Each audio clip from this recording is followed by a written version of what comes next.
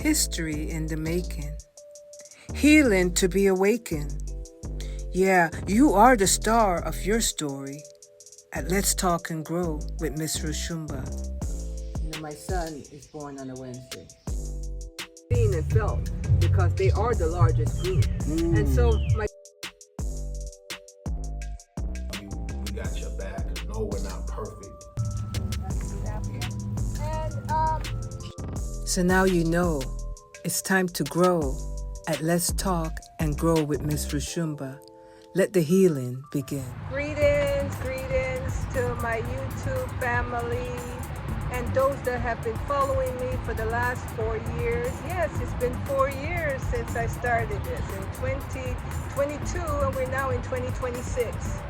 So today, as I always do, I try to bring you some positive, uplifting, and challenging stories so you could understand yourselves and know that in order to reach the destiny that is required of us by our Creator, we must sometimes ride those waves, the high tides, the low tides, the valleys, the high mountains, in order to show the Creator that we belong. So today,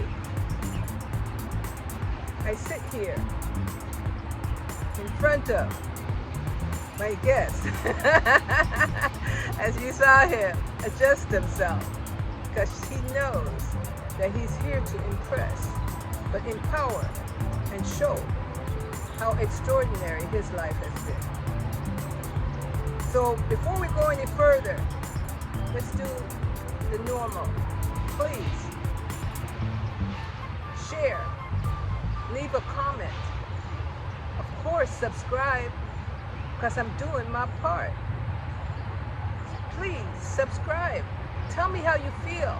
Write it down in the comments and read the comments that I wrote about my guests each time. Now, this will be guest number at least, 105 or so, because I've gotten over 103. I do the work myself and I edit. I do it all because that's what we're here to do our best. It's not just what we can get, it's what we can give. So I'm Miss Roshumba, your hostess at Let's Talk and Grow. Let's talk and go and grow. So my guest today is Gerald Pliman. Gerald Pliman, thank you for saying yes and coming on my show at this time in your journey. Absolutely. I appreciate you. You're welcome. We're out here in a park, y'all. There's background noise going on because life is going on. Life is living. It's moving in motion. So my brethren here talks very lightly, so I'm going to ask him to lift it up because we're competing with the birds, huh? We're competing with the cars. So the title of the show is Gerald Pliman, Mr. Extraordinaire. Extraordinaire means uncommon, remarkable. And I know we're going to find out why as he tells his story today. Again, sir, welcome. And if you speak loud for the mic, then they will hear you and say, yay, they understand why he's that way. All right. All right, so why tell your story right now? First, because I was asked, and You hear that? He was asked. That's correct, I did. yeah, Got to be bold. and I accepted, knowing that deep down inside that I've had a long life, have a lot of things to share. Yes. You know, reluctantly, but you know, if God calls you to it, you know, He'll see you through it. And I felt like, well, maybe God called me to it. That's right.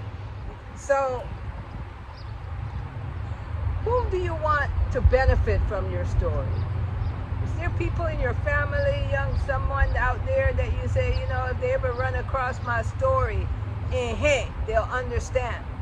Because sometimes we don't have enough time in a day to to sit down and tell people what it took to arrive at where we are, this juncture point in our life. So who do you want to benefit from what you're sharing today?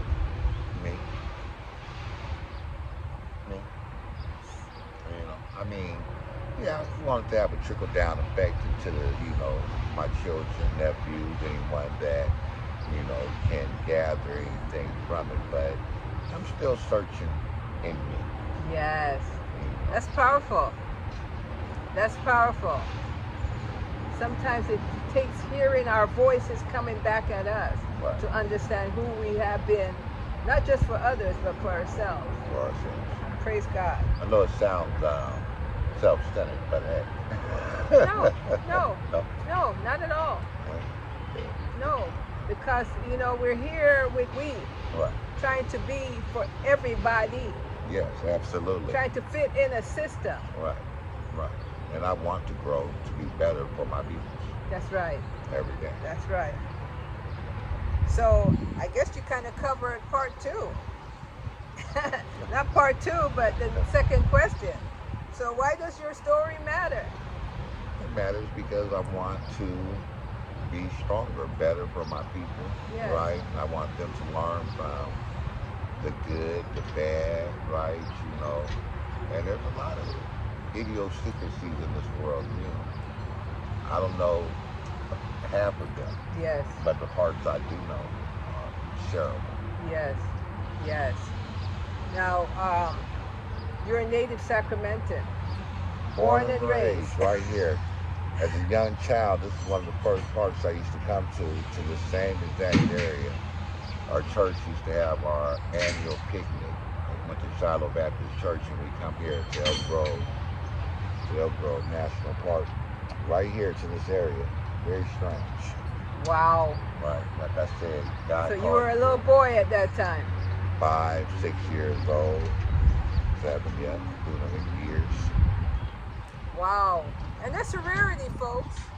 Because people, they're born in one area, but they end up moving to another. They don't stay oftentimes in the same city that they were born. So we have a unique one right here. Now, you were born here, but your parents are from what part of the South? I'm assuming they're from the South, because that great migration that we know about, right? Absolutely. And my parents from Mississippi, from the Delta. Mississippi, both mom and dad. Mom and dad. And have you had the chance to go to Mississippi? I did. I went back to where I was conceived at, that area in Mississippi. And quite different. It's like day and night from California or Okay. the city, because you were really in the country. You really see cotton mill. That's what you see in Mississippi? And that part of Mississippi, Yeah. the Delta, was nothing but cotton. Okay, Still cotton. okay. And you met your family from there, obviously, your mother's side and your father's side. You're connected to them there? Oh, absolutely. I'm connected to them there. There's not many there in Mississippi anymore. There's 1 or 2 aunties there. Okay, Right, but most of them moved to Chicago. okay. Chicago, yes. I always like to connect the stories to the journey of the African Americans, because the largest migration there ever was in this country was when they left the South. And Chicago was one of the places that many of them went to. Right. And so here he is confirming that story. You come from a big family, or tell me the dynamics of your family, your mother, father in your home. Tell me, how many siblings? Because we want to shape and get to know you. I have 2 sisters from my mom. 2 sisters from Right. mom.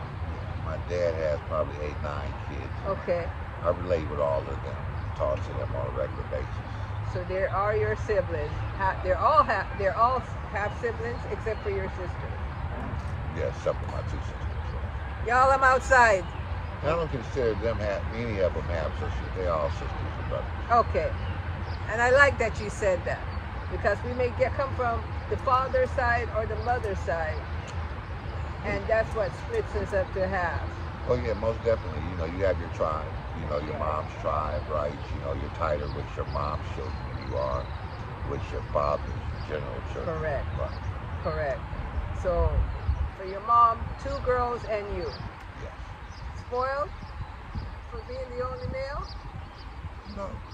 Loved, but not spoiled. I like that. Love. That's wonderful. Yeah. So, um,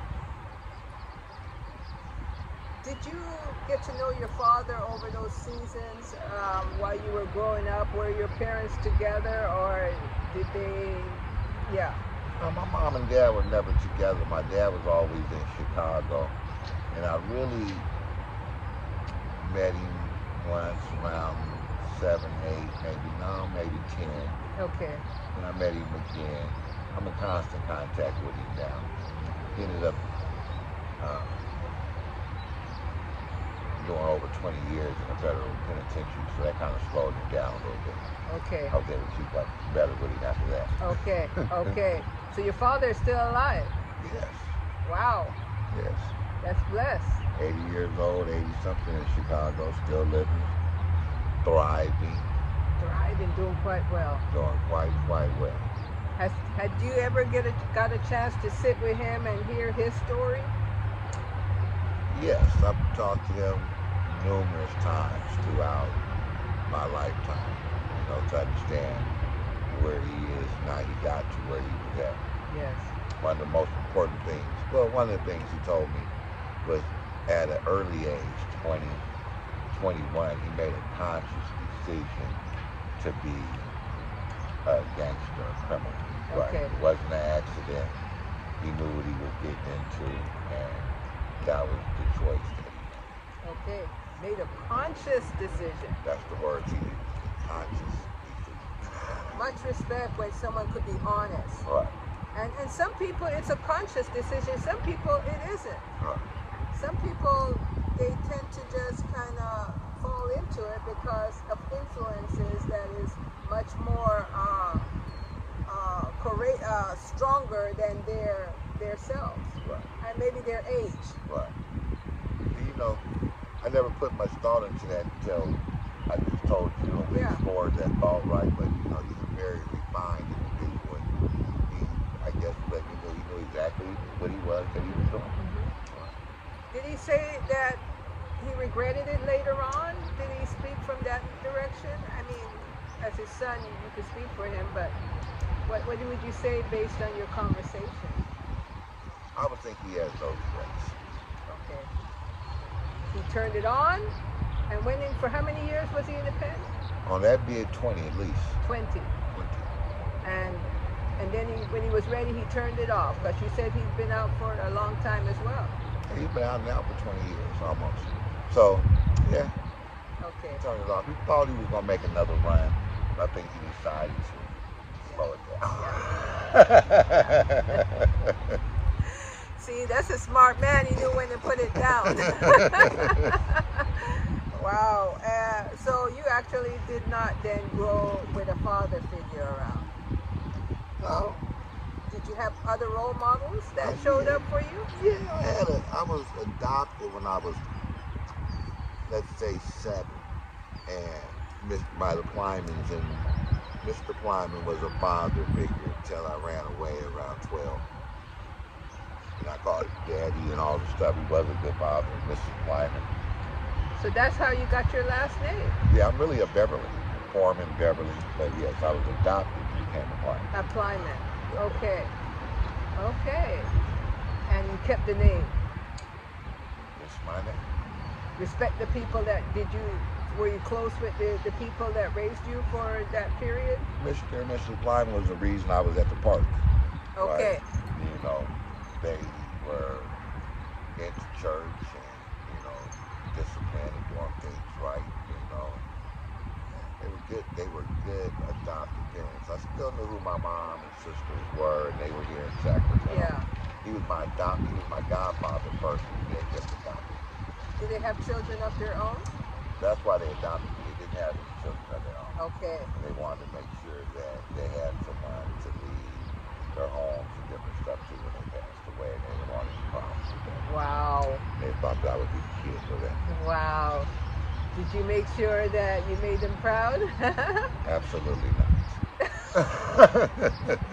Absolutely not. No. Absolutely not. I was a terrible kid. Terrible. Why would you say you were a terrible kid? What happened? I was a rogue, right? A what? A rogue. Rogue. How you say that? A thief? Okay. What's the word? Rogue? But it's in the I don't Bible. know. Rogue. It's a word. Okay. Right. But yeah, as a young kid, 8, 9, 10, I stole everything. Okay. You know. And why, I don't know. I broke myself again. I don't know why. Do you think that you were rebelling now that you could look back at the child that you were then? Do you feel that there was something happening that made you feel like you couldn't act and you had to act out? Was it, peers? What was it that now, as a man looking back, what would you say the influence could have been, being honest with yourself as you tell your story today? I had a little friend, now I think about it, right, that was a year or two older than me. And he was out robbing warehouses and businesses that were adjacent to our neighborhood. Okay. And I ran with him for a little bit, and I may have picked up a couple of bad habits from him. Okay. Now that I think about it. Okay. Might have been impressionable and thought that was the thing to do. Okay. That's what maybe got me started, now that I think. Okay. Remember I said that's why, I want to get something out of this for myself. So you're making me think more, because I just like to go Yeah. live every time. But Yeah. beautiful. But and that's part of how it is, because we start off in the world as young, innocent, clean, young, loving children. Right. And our environment then gets a little, I would say, imbalance. Yeah. And the imbalance comes from issues that have been unresolved with a people.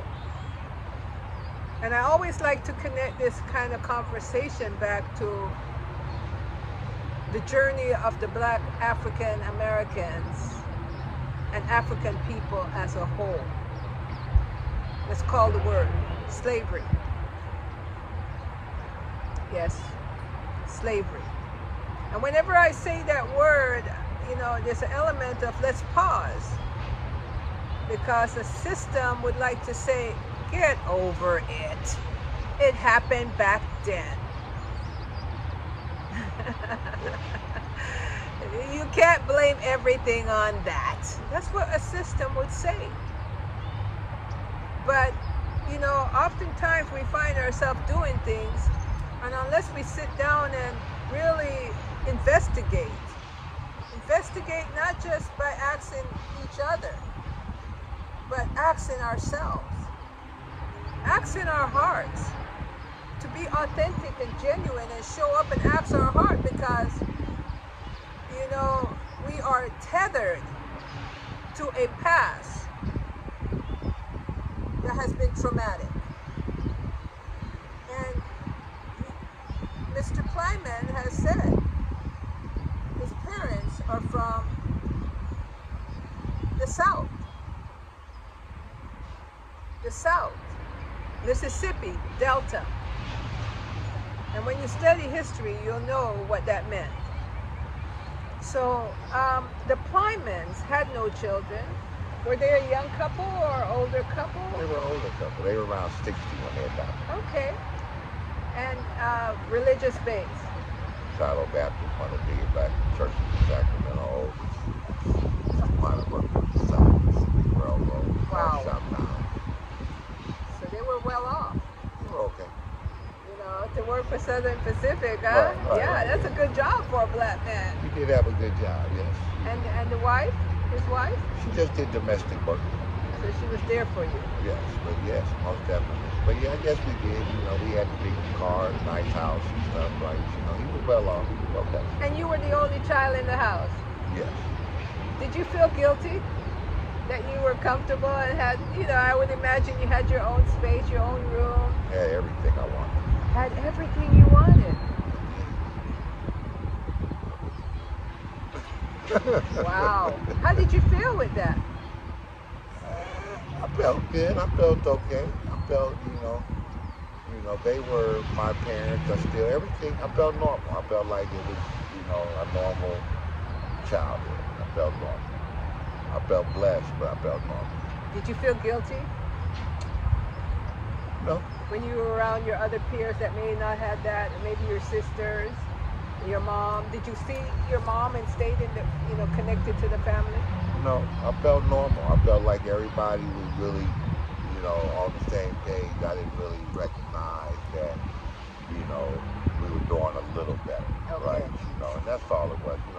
A little separation. Right. We were doing a little better than average, but it wasn't like that. Right? No animosities with your mom as to why you left? No, they were my adopted parents. I mean, they were my godparents first at the church, Okay. right? And then they became my adopted parents, but it's a long story, but they Right. just became my adopted. That's right. And your mom, you were still in your mom's life, your sisters, and so on. Absolutely. Okay. So, as you journeyed a little bit in life, what would you say there was that moment when you were about 13? Let me get this. Was it above? This little hand. Okay, thank you so much. You're very welcome. Now that's a real gentleman. He took an ant off of me. At least it was not a spider, y'all. I'm under a tree. I started to cover up my hair, but I said no. I got to get used to the other parts of nature. Thank you, sir. No problem. So, as you journeyed as a young man, you came across a situation that you had to deal with, and it kind of shifted the trajectory of your life there. At around 13. Yeah. Ran into Gangster Pete. What's the name? Gangster Pete. Gangster Pete. Spencer Sawyer. Spencer Sawyer. You ran into him. You were about 13. Yep, about 13. Gangster Pete was the maintenance man. At one point he was the manager of our apartment. He was a baseball coach for our team. Hopefully y'all could hear him.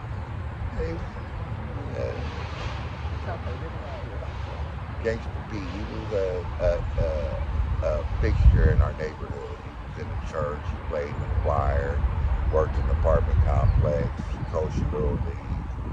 Right? A big figure. He was also a gangster. He had us out robbing stores, savings and loans and stuff. But before you knew that he was gangster, did the community know that he was that way, as well as the kind person that, worked with the community, like you said, helping? Yeah. Or was that part, the gangster part, hidden? No, the gangster part was right out for everyone to see, right? They knew who he was. And he had sort of a persona that he would act like he was for the people, right? And was like the neighborhood police, and then that would, kind of run into him being a bully and dictating things the way that he wanted to dictate. So he was a leader. He was the leader. And a respected one to a certain degree. Yeah, he was a big guy, he was strong, right? He wasn't to be messed with, physically challenged, right? He had a lot of attributes of those natures, right? Okay.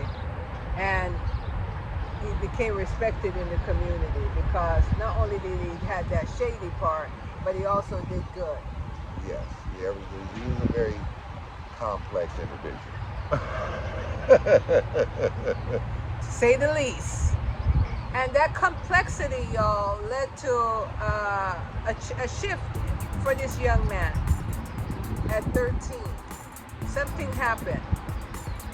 And we're going to delve into it a little bit more in part 2. So, you know how I do it, folks. I like to warm you up to the story of the guest, and then we could go deeper. And hopefully you could understand and ask yourself some questions about your own journey. You know, because a lot of us walk around feeling a little embarrassed and ashamed that we may have not arrived where we wanted to be. But, you know, on our journey, we may fall.